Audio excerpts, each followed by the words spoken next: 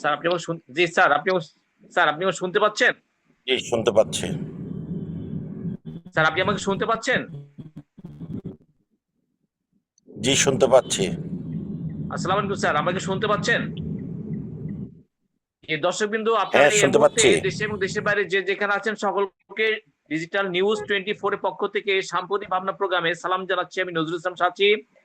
এই বিশ্ব মানচিত্রের আমরা প্রত্যেকে নাগরিক, আমাদের নাগরিক ভাবনা থেকে, নাগরিক চিন্তা থেকে আমরা প্রত্যেকদিন যা দেখছি, আমরা সেই দেখা বিষয়গুলো আপনাদের সামনে আনতে চাচ্ছি।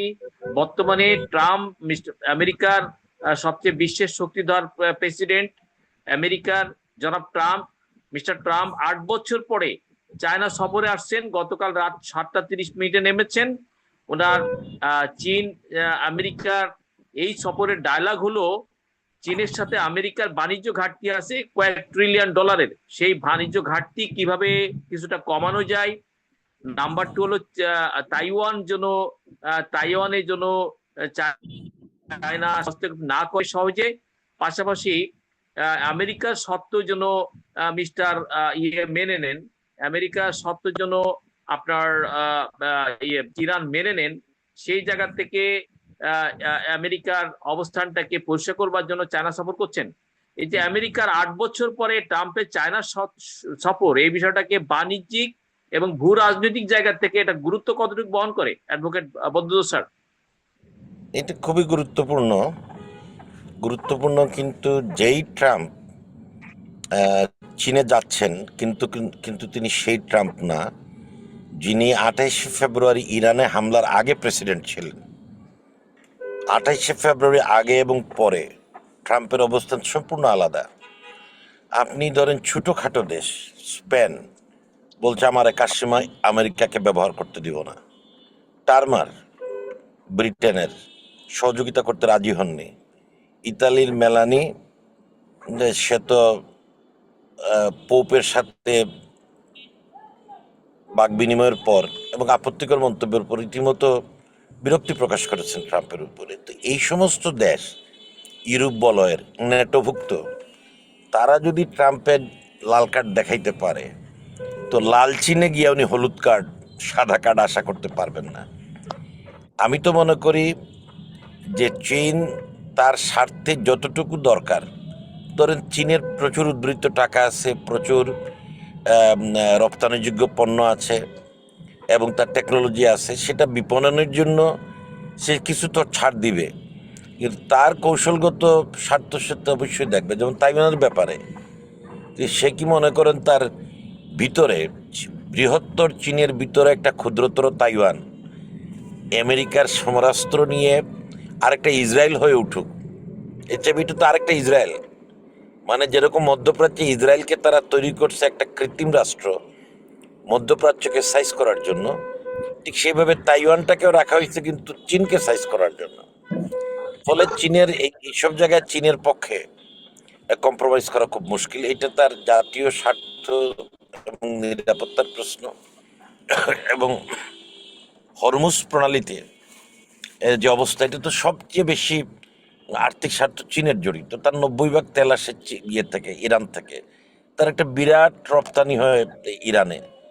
সুতরাং এইসব দিক বিবেচনা করলে এই আলোচনাটা খুবই স্পর্শকাতর। এবং এখানে ট্রাম্পের যে বার্গেনিং ক্যাপাসিটি, ধরেন আপনি একটা আপোষ আলোচনায় যাবেন, আপনার অবস্থান শক্ত হইলে আপনি বার্গেন করতে পারেন, বার্গেনিং ক্যাপাসিটিটা কমে গেছে আপনার। ইরান, ইসরায়েল, আমেরিকা ত্রয়ীর যুদ্ধের আগে ট্রাম্পের এবং আমেরিকার অবস্থান যা ছিল, এখন তো আর তা নাই। সুতরাং বরং অনেক সংহত অবস্থা চীনের। আবার চীন রাশিয়া কয়েক দশক ধরে তারা বিশ্ব রাজনীতিতে একটা সংঘবদ্ধ অবস্থান, এক ধরনের আন্ডারস্ট্যান্ডিং আছে। ফলশ্রুতিতে আমি মনে করি যে চীনের সাথে বাণিজ্যের ক্ষেত্রে দুই পক্ষই ছাড় দিবে। বাণিজ্য আমেরিকার দরকার, বাণিজ্য চীনের দরকার। তো বাণিজ্যে কিছু ছাড় হবে। বাণিজ্য না হলে তো আমেরিকারও চলবে না, চীনেরও চলবে না। কিন্তু অন্যান্য বিষয়ে যদি আপনি যান, ইরানের সাথে যুদ্ধ, হরমুজ প্রণালী অবমুক্ত করে, এইসব ব্যাপারে চীন কি বলবে? চীন বলবে যে আমি একটা থার্ড পার্টি, আমি ইরান আমেরিকার যুদ্ধে কোনো পক্ষ না, আমার যে তেল প্রয়োজন আমি আনবো, আমি কিন্তু তৃতীয় পক্ষের বাধা মানবো না। এটা তো বলবেই সে। তৃতীয়ত, ইরানের যুদ্ধের পরে তার কি মতামত হতে পারে? যে আপনি কি মানে চীন কি বাংলাদেশ বা ভারতের অবস্থান? চীনের তো একটা জুড়াল অবস্থান আছে, তারা তো অবশ্যই বলবে যে তোমার এই গ্রেটার আমেরিকার জন্য তুমি ইরানের বিরুদ্ধে লাগছো, বন্ধ করো এটা, তুমি ইসরায়েলকে নিবৃত্ত করো। এটা বলার কিন্তু সুযোগ পৃথিবীতে এখন আসছে, যেটা আমরা আগে বলতে পারি না আমেরিকা সম্পর্কে। এটা বলা শুরু হয়ে গেছে ভিতর থেকে এবং বাইরের থেকে। ফলে চীনের রাশিয়া আলোচনায় ট্রাম্পের কোনো জোরাল অবস্থান, ট্রাম্প কি বলবে? ট্রাম্প বলবে বার্গেন করবে, আমি তাইওয়ানকে অস্ত্র দিব। তো ট্রাম্প যদি তাইওয়ানকে অস্ত্র দেওয়ার চিন্তা ভাবনা করে, তাহলে এইটার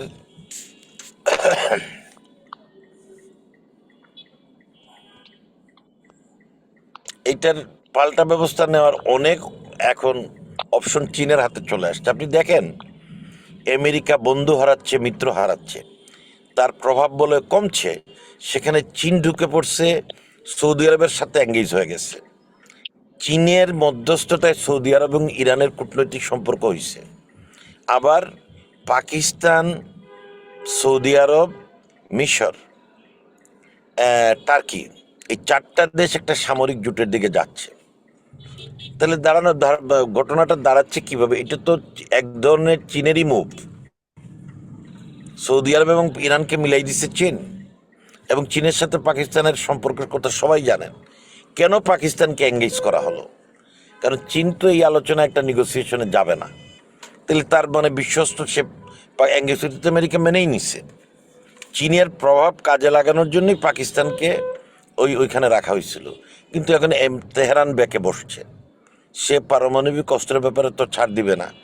আপনি যখনই তার ইউরেনিয়াম নিয়ে নিবেন, তখন কি? তখন সে খালি আবদুল্লাহ হয়ে যাবে, তার মাথার মুকুট চলে যাবে। খালি আবদুল্লাহর গল্প জানেন?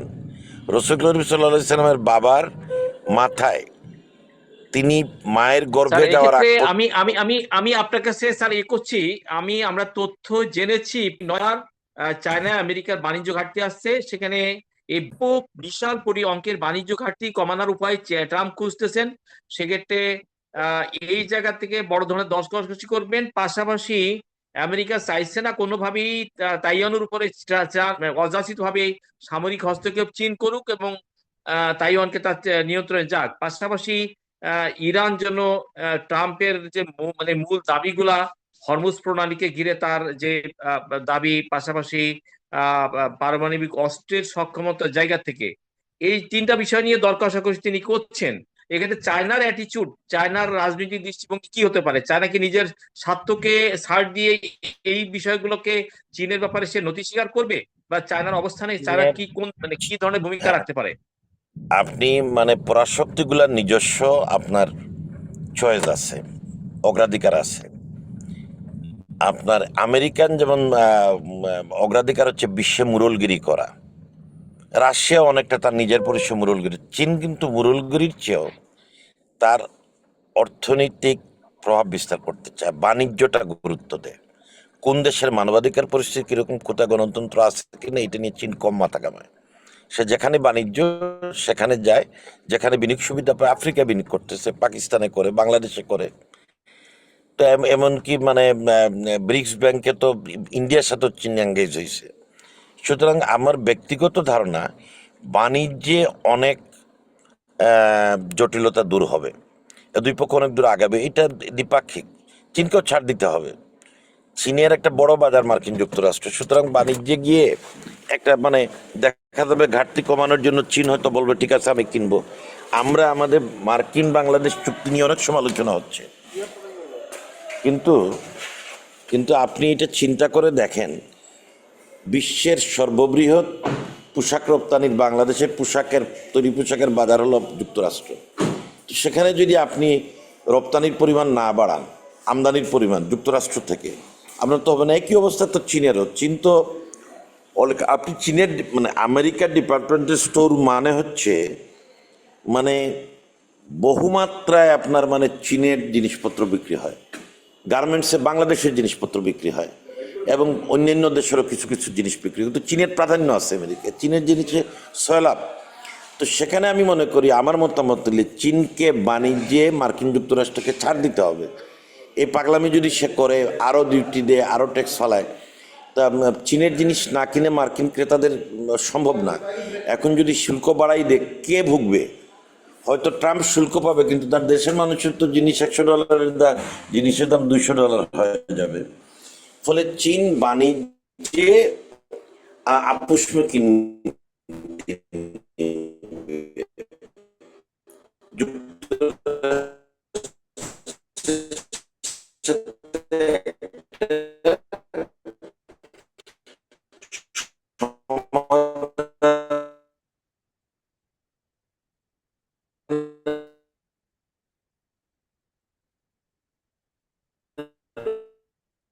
পথ খুঁজবে।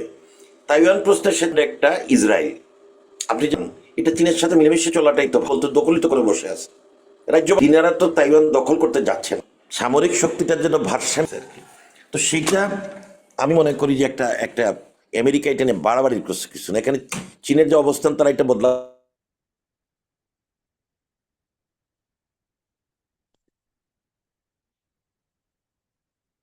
জি, আমি নেটের সমস্যা হচ্ছে স্যার, আমি আপনার কাছে আসবো, একটু পরে আসবো। আমি জনাব আবুল হোসেন, তিনি জাতীয় পর্যায়ের আন্তর্জাতিক পর্যায়ের শ্রমিক নেতা। আছে যে তো সেক্ষেত্রে এই পুঁজিবাদী এই ব্যবস্থায় চায়না এই ট্রাম্পের ট্যুরকে একজন জাতীয় পর্যায়ের শ্রমিক নেতা তিনি কিভাবে দেখছেন? পাশাপাশি আপনার বিষয়টা হলো বাংলাদেশে পুলিশটা পুলিশ বিভাগটাকে আবার রিফর্ম করা, পাশাপাশি শ্রমের মূল্য, শ্রমিকদের সরকার, শ্রমিক বান্ধব সরকার হওয়ার জন্য সরকার নানান পর্যায়ে কর্মসূচি হাতে নিয়েছেন। Advocate A K Badrul sir, আপনি থাকুন। আমি জনাব আবুল হোসেন, আপনি আমাকে শুনতে পাচ্ছেন? জি, জনাব আবুল হোসেন, আমি শুনতে পাচ্ছি।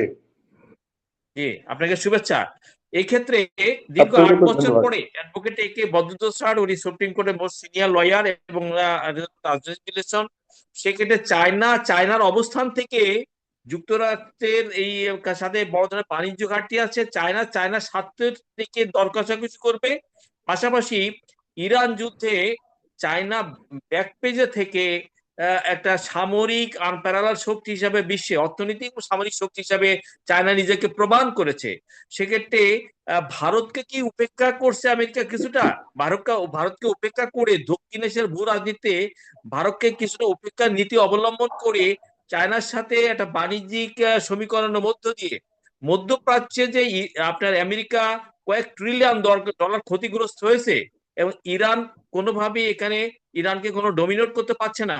সেক্ষেত্রে চায়নাকে মধ্যপ্রাচ্যের জায়গা থেকে চায়নাকে ম্যানেজ করা, বড় ধরনের বাণিজ্য ঘাটতি কমানো, পাশাপাশি চায়নার জন্য তাইওয়ান দখল করে নেওয়ার ওই দিকে না হাঁটে, এই বিষয়গুলো নিয়ে, তিনটা বিষয় নিয়ে ট্রাম্প দর কষাই করছেন। বদরুল স্যার যেটা বললেন যে চায়নার অবস্থানকে, স্বার্থকে মানে প্রাধান্য দিয়ে সে তার বাণিজ্যের জায়গা থেকে চায়নার বাণিজ্য নীতি যেটা আছে সেই নীতিকে সামনে রাখবে। পাশাপাশি ইরানের উপরে, ইরানের ইরানের তো আপনার তেলের পার্টনার, মানে চায়না তো তেলের পার্টনার।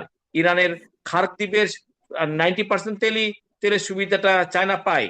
সেখানে ইরানের স্বার্থের অনুকূলে থেকেই তো আমেরিকার সাথে চায়না কথাবার্তা বলবে বা আলোচনা ডিবেটটা করবে। আপনি ট্রাম্পের এই সফরটাকে, আপনি একজন রাজনৈতিক ব্যক্তিত্ব হিসাবে, শ্রমিক নেতা হিসাবে এই সফরটা কিভাবে দেখছেন? এবং চায়নার অবস্থানে আহ কি নড়বড় মানে এদিক সেদিক করবে? চায়নার জায়গাতে, চায়নার অবস্থানে থেকে কি ট্রাম্পের সাথে ডিবেটটা চালিয়ে যাবে, ডিবেট করবে? জনাব আবুল হোসেন। জি, আপনাদের অনেক অনেক ধন্যবাদ। এবং বিশেষ করে এর আগে যিনি বক্তব্য রাখলেন অ্যাডভোকেট বদরুল সাহেব, তার বিশ্লেষণ শুনেছি। তিনি চমৎকারভাবে বিশ্লেষণ করেছেন, আমি তার সাথে সহমত পোষণ করছি। আসলে চায়নাকে বোঝার, একটু চায়নাকে স্টাডি করা দরকার। মানে একটা মন গড়া কথা বলে চায়নাকে বিশ্লেষণ করা যাবে না। চায়নার সোসাইটিকে, চায়না জিওপলিটিক্সটাকে যারা ভালো করে না বুঝবেন, তারা চায়না সম্পর্কে মন্তব্য করলে সেটা যথাযথ হবে না। আমি আমার সীমিত অভিজ্ঞতার মধ্যে দিয়ে যতটুকু বুঝি, সেটা হলো চায়না তো আহ, একদলীয় শাসন, কমিউনিস্ট শাসন চলছে। আহ, এটা একটা চায়নার সমাজে বড় একটা সুবিধা আছে যে একদলীয় শাসনের ক্ষেত্রে তাদের যে কোনো সিদ্ধান্ত নেওয়ার ক্ষেত্রে তাদের একটা ইতিবাচক পরিস্থিতি তাদের অনুকূলে আছে। গেল একটা। 2 নম্বর হচ্ছে চায়নাকে গত 50 বছর যদি আপনি দেখেন, তারা যতটা না রাজনৈতিক ভূমিকা নিচ্ছেন তার চেয়ে বেশি অর্থনৈতিক ভূমিকাটাই বেশি গুরুত্ব দিচ্ছেন। কারণ তারা বোঝেন যে অর্থনৈতিকভাবে সমৃদ্ধ না হলে পারলে আমরা প্রযুক্তিতে উন্নতি করতে পারবো না বা বিশ্বের অর্থনীতি রাজনীতিতে কোনো ভূমিকা দেখতে পারবো না।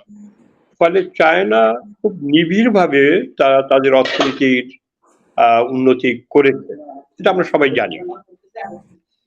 এবং আজকে গোটা বিশ্বেও চায়না দখলে, বিশেষ করে আফ্রিকা মহাদেশটা পুরাই চায়না এখন ইনভেস্টমেন্টের মধ্যে রয়েছে। ইউরোপের সাথে চায়না একটা দ্বিপাক্ষিক সম্পর্ক বজায় রেখে চলেছেন।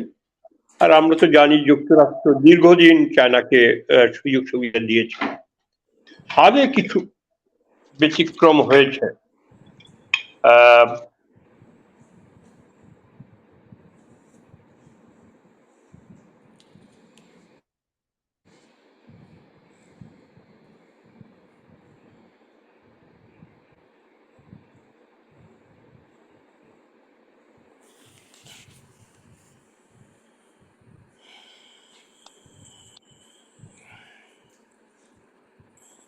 স্যার, আপনি নেট সম্বন্ধ প্রবলেম, এবং ওনার আলোচনায় আপনার চায়নার ফরেন পলিসি, চায়নার ইকোনমি পলিসি, চায়না অনেক এগিয়ে আছে, ফরেন পলিসি তো এগিয়ে আছে। চায়না এখন সমস্ত বিশ্বের এক্সেস নিচ্ছে, ইউরোপের বাজারে চায়না বিজনেসে অলরেডি একটা সুবিধাজনক চলে গেছে।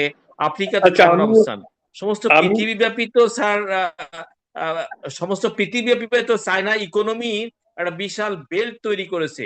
চায়নার ইকোনমি বেল্টের জায়গা থেকে আমেরিকা তো একটা কোণঠাসা হয়ে গেছে। 9 থেকে 11 ট্রিলিয়ন ডলারের বাণিজ্য ঘাটতি, জনাব আবুল হোসেন। 9 থেকে 11 ট্রিলিয়ন বাণিজ্য ঘাটতি। পাশাপাশি ইরানকে দেখেন, ব্যাক সেডে থেকে চায়না রাশিয়াই কিন্তু ইরানকে যুদ্ধে টিকিয়ে রেখেছে। ইরানের প্রযুক্তিগত জায়গা, অর্থনীতির জায়গা।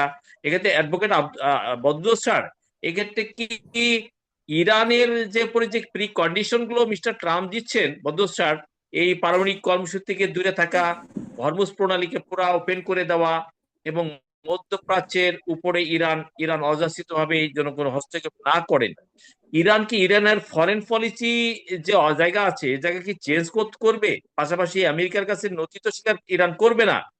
পাশাপাশি আপনার চায়নার অবস্থানে, চায়নার উপরে শুল্ক আরোপের টেম্পারটা এখন হয়তো আমরা যত জানি সেটা 15 থেকে 20% নামিয়ে এনেছেন ট্রাম্প চাপের কারণে। বৈশ্বিক রাজনীতিতে চায়না কি এগিয়ে আছে অর্থনীতির দিক থেকে? বৈশ্বিক রাজনীতিতে চায়না কি অপ্রতিদ্বন্দ্বী অর্থনৈতিক শক্তির জায়গায় নিজেকে নিয়ে যাচ্ছেন, অ্যাডভোকেট বদরুল স্যার? হ্যাঁ, এটা এখনো এখনো বিশ্বে আপনার মানে সব মিলিয়ে যুক্তরাষ্ট্রের অবস্থান উপরে। কিন্তু আমি বলছি 28 ফেব্রুয়ারির পরে তাদের যে প্রভাব, একটা মনে করেন দীর্ঘমেয়াদী যুদ্ধ তারা চালাইতে পারলো না, 40 দিন পরে কিন্তু তারা আলোচনার টেবিলে বসছে। তারপরে আলোচনা ব্যর্থতার পরে তারা একতরফা যুদ্ধবিরতি দিয়ে তারা আরও এক্সটেন্ড করছে। এখন দেখা যাচ্ছে যে পরিমাণ মিসাইল ব্যবহার হয়েছে সেই ঘাটতি পূরণ করতে 6 মাস লাগবে, এই দুর্বলতা করে বেরিয়ে আসছে। তারপরে যুক্তরাষ্ট্র সামরিক দিক দিয়া এখনও পৃথিবীতে নাম্বার 1, এতে কোনো সন্দেহ নাই। পারমাণবিক অন্যান্য শক্তি মিলে এতে কোনো সন্দেহের অবকাশ নাই। তাদের যে রণতরী আছে, তাদের যে আপনার বিমান, যুদ্ধ করার মতো বিমান, তারপরে তাদের যে ইয়ের সক্ষমতা, স্থলবাহিনী, সব মিলিয়ে তারা এখন আনপ্যারালাল। বাট এটা স্বীকার করতেই হবে যে যে গতিতে পৃথিবীর পরাশক্তিগুলো আগাচ্ছে সেখানে সবচেয়ে গতিশীল হচ্ছে চীন। মানে আমেরিকা পিছাচ্ছে ক্রমাগত, এখনো 1 নম্বরে, কিন্তু চীন এবং আমেরিকার দূরত্ব কমছে বলে আমার মনে হয়। আপনি আমেরিকাতে কোনো ম্যানুফ্যাকচারিং ইন্ডাস্ট্রি নাই, কোনো ম্যানুফ্যাকচারিং ইন্ডাস্ট্রি নাই, হাইটেক অস্ত্র বাদ দিলে নাই, আর আছে এগ্রিকালচার নাই, কিন্তু তার তাকে ইম্পোর্ট বেসড এখন পুরাপুরি। সেই ইম্পোর্টে আমরা বাংলাদেশ অ্যাডভান্টেজ নিচ্ছি বলে আমাদের উপর তারা নানান ধরনের শুল্ক টুল্কের চাপ দিতে চাচ্ছে। অন্যদিকে চায়না, আপনি আমেরিকান ডিপার্টমেন্টাল স্টোর গেলে দেখবেন, আপনি চায়নাকে দেখবেন, আমেরিকা নাই। একটা ডিপার্টমেন্টাল স্টোরে আপনি যখন ঢুকবেন তখন কোনো আমেরিকা তো সেখানে নেই, আমেরিকান কোনো পণ্য সেখানে নেই। এর ফলে ক্ষমতায় আসার পরে ট্রাম্প এটা বুঝতে পারছে যে মানে আমি টাকা দিয়ে বিভিন্ন দেশের কিচ্ছে, বা ভাবতেছে যে চীন, বাংলাদেশও বড় দেশ, ছোট দেশ, মাঝ সবাই মিলে আমেরিকান বাজারে একটা মাল বিক্রি করতেছে, টাকা পাচ্ছে। তো সেখান থেকে যে অ্যাডভান্টেজ শুল্কের উপর রাস্তায় গেছে আর কি। কিন্তু চীনের এখন যে অবস্থান, চীনা পণ্য সস্তা, টেকসই, তারা মানে একটা রপ্তানিতে গুরুত্বপূর্ণ জিনিস কি, দামটা আপনার মানে গ্রহণযোগ্য হতে হবে, পরিমাণ থাকতে হবে, আপনি যে পরিমাণ দরকার সেরকম পরিণত পাইতে হবে, আবার টেকসই হইতে হবে। এই তিনটা জিনিসই চীনাদের আছে, এবং তারা খুব দ্রুত আপনার মনে করেন যে একটা যন্ত্র বাইর করবে বাংলাদেশের আবহাওয়ার জন্য উপযোগী করে করবে, আমেরিকান জন্য আরেকটা করবে। তারা সারা বিশ্বে মানানসই করার জন্য বাণিজ্যে চীনের অবস্থান এখন অনেক অপ্রতিদ্বন্দ্বী। আর বিভিন্ন ম্যানুফ্যাকচারিং আইটেম তো আমেরিকার নাই, তার আছে মানে সমরাস্ত্র কারখানা, এবং সে বিশ্বের সমরাস্ত্র বিক্রির ৮০% নিয়ন্ত্রণ করে, এটাই তার ব্যবসা। এখন চায়না হয়তো ভাবতে পারে যে একটার পর একটা যুদ্ধ যদি আমি বন্ধ করে দিই তো আমেরিকা তো এমনিই পড়ে যাবে। আপনি কি ইরান ইসরায়েল যুদ্ধটাকে কেবলমাত্র একটা আমেরিকা তার প্রাধান্য দেখানোর জন্য করতেছে, শুধু গ্রেটার ইসরায়েল প্রজেক্ট? আরেকটা প্রজেক্ট হচ্ছে তার সমরাস্ত্র কারখানাগুলোকে চালু রাখা, সচল রাখা। তো রাশিয়া মনে করেন ইউক্রেনে সমরাস্ত্র লস করতেছে, আমেরিকা তো এই সমস্ত যুদ্ধের খরচ মানে বিভিন্ন মিডল ইস্টের দেশের কাছ থেকে আগে চাঁদা উঠেই নিত। কুয়েতোয়ারের সময় হয়েছে, আপনার ইরাক যুদ্ধের সময় হয়েছে, তারা এগুলা অথবা তেল দিয়ে এটা মিটাই নিত। এবার সেটাও করতে পারতেছে না। ফলে চীনের এখন অবস্থান আপনার একটা অনেক বেটার। বিশেষ করে মধ্যপ্রাচ্যে তো একক নিয়ন্ত্রণ ছিল মার্কিন যুক্তরাষ্ট্রের, একক নিয়ন্ত্রণ ছিল, কিন্তু চীন সেখানে এখন অনেক ভালো একটা প্লেয়ার হিসেবে ঢুকে গেছে। এই চীনের সাথে মধ্যপ্রাচ্যের সুন্নিদের সবচেয়ে বড় প্রভাবশালী দেশ হচ্ছে সৌদি আরব, চীনের সাথে তারা এখন খুব ভালো আপনার বোঝাপড়া। অন্যদিকে আছে শিয়াদের মধ্যে ইরান, দুইটার সাথে চীনের বোঝাপড়া, এই দুজনকে তারা একও করে দিছে। পাকিস্তান, টার্কির সাথে চীনের সম্পর্ক ভালো। এই অবস্থায় আপনি ধরেন এখানে এই প্রভাব উপেক্ষা করা আমার পক্ষে অসম্ভব। আপনি চীনে ট্রাম্প কেন গেলেন? এক নম্বর কারণ কি তাইওয়ান? মোটেও না। আপনার এক নম্বর কারণ কি আপনার মানে রপ্তানি, আমদানি রপ্তানি? এটা কিন্তু অর্থমন্ত্রীকে পাঠাইলে, বাণিজ্য মন্ত্রীকে ভাইস প্রেসিডেন্টকে পাঠাইলে হইতো। এইসব নেগোসিয়েশনের জন্য প্রেসিডেন্ট হওয়ার দরকার পড়ে না। এটার মূল কারণটা হচ্ছে ইরান ইসরায়েল যুদ্ধ যার সাথে যুক্ত হয়েছে আমেরিকা, এটা ওনারা আর হজম করতে পারতেছেন না। ওনারা আমি তো শিওর ওনারা এটা অ্যাফোর্ড করতে পারতেছে না, এটা বহন করতে পারতেছে না।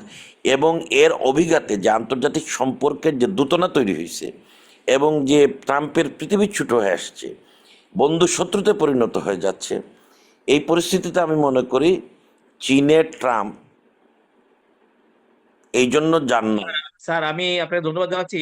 আমি আমি আপনাকে স্যার, বাংলাদেশ তো আমাদের চায়না খুব পুরনো, চায়না জাপান পুরনো আপনার ভূ রাজনীতিতে দক্ষিণ এশিয়ার খুব মানে আপনার ডেভেলপার পার্টনার। চায়না তো আমাদের সাইলেন্টে অনেক ডেভেলপমেন্টের অনেক বড় কাজ, মেগা প্রজেক্ট অনেক কাজের ভূমিকা রেখেছে নানানভাবে। সেক্ষেত্রে আমাদের তিস্তা ব্যারেজ করার ক্ষেত্রে পশ্চিমবঙ্গ, আসাম, ত্রিপুরা বিজেপি অবস্থান, আমাদের তিস্তা ব্যারেজ করার ক্ষেত্রে বাংলাদেশ যেদিকে এগোচ্ছে সেই জায়গা থেকে এই আপনার বাউন্ডারি যে বর্ডারের বিজেপি সরকারগুলো আছে, আসাম, পশ্চিমবঙ্গ, ত্রিপুরা, এই জায়গা থেকে তারা প্রদেশেও তাদের একই সরকার, কেন্দ্রে, সেক্ষেত্রে তিস্তা ম্যারেজ মহাপরিকল্পনা নিয়ে যে বাংলাদেশে এগোচ্ছে, সেই জায়গা থেকে ইন্ডিয়া বড় ধরনের ব্যারিকেড সৃষ্টি করতে পারে। বাংলাদেশের বর্তমান গভর্নমেন্ট যদি সেই পরিকল্পনাটাকে বাস্তবায়নের দিকে নিতে চায়, পৃথিবীতে ইন্ডিয়া থেকে কি ধরনের একটা সমষ্টি পৃথিবীতে ইন্ডিয়া করতে পারে এই জায়গা থেকে? হ্যাঁ, কি ধরনের মানে হ্যাঁ, ভূরাজনীতিতে ইন্ডিয়ার আন্তর্জাতিক অ্যাটিচিউডটা কি দেখাতে পারে? আন্তর্জাতিক পরিসরে সমীকরণ বদলে যাচ্ছে।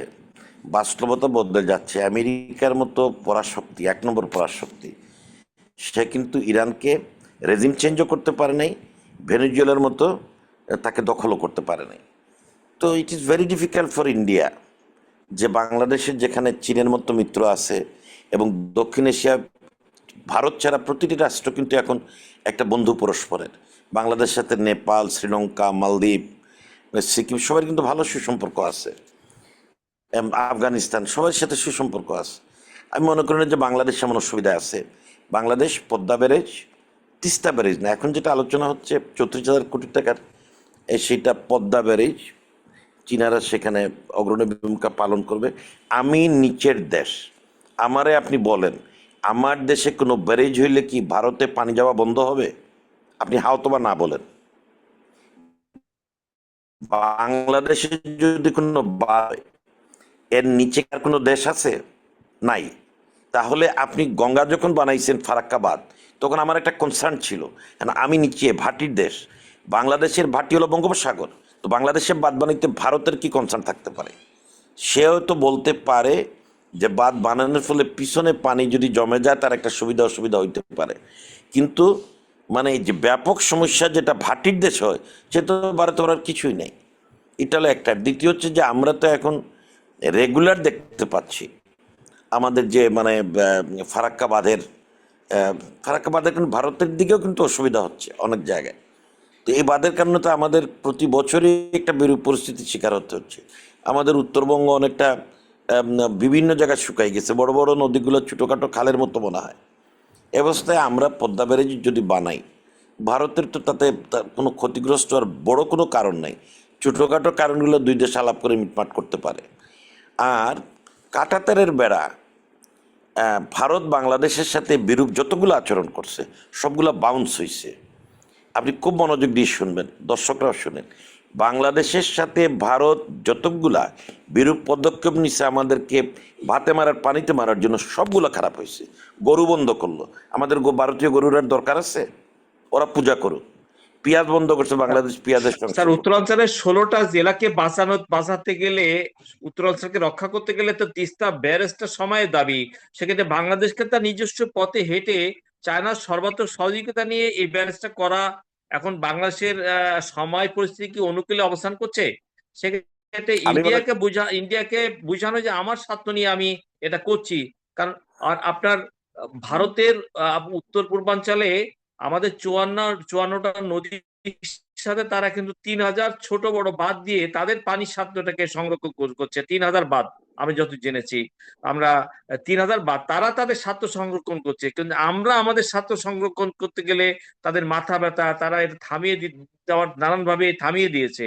সেক্ষেত্রে বাংলাদেশের নিজস্ব পথে হেঁটে চায়না যখন এগিয়ে আসছে, সর্বাত্মক সহায়তা চায়না দিচ্ছে, অর্থনৈতিক, প্রযুক্তি, এই সময়টাকে প্রপার ইউটিলাইজ করে এই প্রজেক্টটাকে বাস্তবায়ন করা সময় এবং বাস্তবতার দাবি এখন বাংলাদেশের অনুকূলে আমি পরিস্থিতি। আমি আমি অবশ্যই মনে করি এটা বাস্তবতার দাবি, কারণ আমাদের তো একটা উত্তরাঞ্চলের বিশাল এলাকা মঙ্গা খরা লেগেই আছে। যখন আমার পানির প্রয়োজন পানি নাই, যখন আমার পানি প্রয়োজন নাই, তখন সয়লাব হয়ে যাচ্ছে। আপনি গত বন্যায় আপনি চিন্তা করেন, আপনার জুলাই বিপ্লবের পরে যে বন্যাটা, এটা তো 1 ফুটা বৃষ্টি যেসব এলাকা হলে সেখানেও সয়লাব হয়ে গেছে পানিতে। তা আপনি আপনি এইগুলা কি, আপনি যে ইলিয়াস আলী গুম হয়ে গেল, ইলিয়াস আলীর অপরাধ কি? টিপাইমুখ বাঁধের বিরুদ্ধে আন্দোলন করছিল, আপনি ইলিয়াস আলীকে মেরে ফেলা হয়েছে। আপনি আপনার যখন কোনো প্রতিবেশী আপনাকে নিয়ন্ত্রণ করতে চাইবে, সে আপনার সেই সব প্রকল্প যেগুলো আপনাকে আত্মনির্ভরশীল করবে সেগুলো বিরোধিতা করার চেষ্টা করবে। আওয়ামী লীগের সাথে ভারতের যে ঐতিহ্যগত সম্পর্ক, কংগ্রেস এবং বিজেপি দুইটা দলের সাথে, এটা কোনোদিনই তারা চীনের সাথে এত বড়, রাশিয়ার সাথে করছে, কারণ রাশিয়ার সাথে ভারতের আবার আলাদা একটা মিত্রতা আছে। রাশিয়ান অস্ত্র আমেরিকা কিনে, চীন ভারত কিনে, ভারতের পারচেজ রাশিয়ান অস্ত্র বেশি। তো আপনি মনে করেন যে এখন ভারত এটা তো ভালোভাবে দেখবে না, কিন্তু এটা একমাত্র এই সরকার, এদের পক্ষে এই সিদ্ধান্ত গ্রহণ করা সম্ভব। কারণ এরা যে বিশ্বের যে আন্তর্জাতিক মেরুকরণের যে ধারায় আছে, তাতে বাংলাদেশ এখন যে এটা একটা ইউনিক পজিশন। বাংলাদেশের সাথে যুক্তরাষ্ট্রের সম্পর্ক ভালো, ইউরোপের সম্পর্ক ভালো, মধ্যপ্রাচ্যের ভালো, ইরানের সাথেও তো একেবারে খারাপ না বাংলাদেশের সম্পর্ক, চীনের সাথে সম্পর্ক বাংলাদেশের ভালো। ভারতের কি এতগুলা দেশের সাথে সম্পর্ক ভালো আছে? আপনি আমারে বলেন, এক ইরানেই 200 গোয়েন্দা ধরা পড়লো ভারতীয়, 200 স্পাই, চর, গুপ্তচর, যারা ইসরায়েলের পক্ষে কাজ করে। কানাডাতে বা একজনকে মেরে ফেললো শিখ নেতাকে ভারতীয় আপনার গুপ্ত সন্ত্রাসীরা। আমেরিকাতে এই কাজ করতে গিয়ে অ্যাটাক হয়ে গেছে, বিশ্বে কেউ তাদের বিশ্বাস করে না এখন, সারা বিশ্বে তারাই সন্ত্রাস চড়াচ্ছে। আপনি কোনো পাকিস্তানিরে কানাডায় কোনো সমস্যা করতে দেখছেন? আমেরিকা করতে বলে ওরা পাঠাই দিচ্ছে। পরে ভারতের এখন কোনো, ভারত নিয়ে বেশি মাথা কামানোর কিছু নাই। ভারত এত শত্রু পৃথিবীতে তৈরি করছে, বাংলাদেশ ভাই শেষ করুন, চুপ টাইমটাই। থাক। আপনাকে ধন্যবাদ স্যার বক্তব্য উপস্থাপন করার জন্য। দর্শকবৃন্দ, আমাদের সময় শেষ হয়ে গেছে, আবার সময়ের স্বল্পতা, আমরা শেষ পর্যায়ে চলে এসেছি।